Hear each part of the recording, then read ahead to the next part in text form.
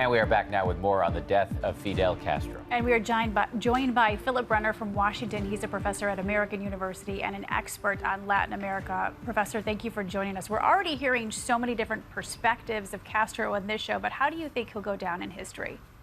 I think that's an important question because I think Americans are getting a wrong picture about Fidel Castro. The rest of the world is very saddened by this. He was probably the last of the great world leaders that this generation will know, and Americans should understand why that is. Why is it, in your view? Because we've been hearing from people throughout the show this morning who say that he was a tyrant, violent, and led his people to sort of countless miseries. Well, in fact, you heard something about the achievements in Cuba. The most important achievement probably was that he gave Cubans a sense of dignity.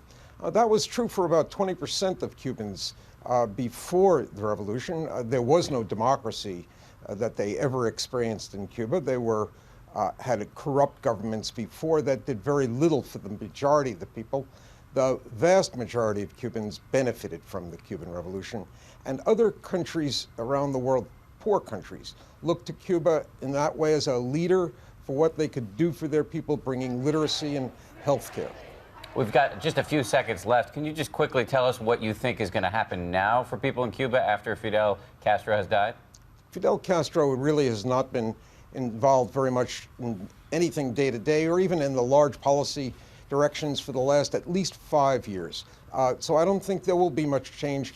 I've gotten messages from friends in Cuba who tell me that there is great sadness, as if the father of the country has died. Philip Brenner, professor at American University, we appreciate your insight this morning. Thank you very much. And coming up here on GMA, we continue with our coverage of Fidel Castro's death. And a look at the flood of tourists hitting Cuba. Could it change everything?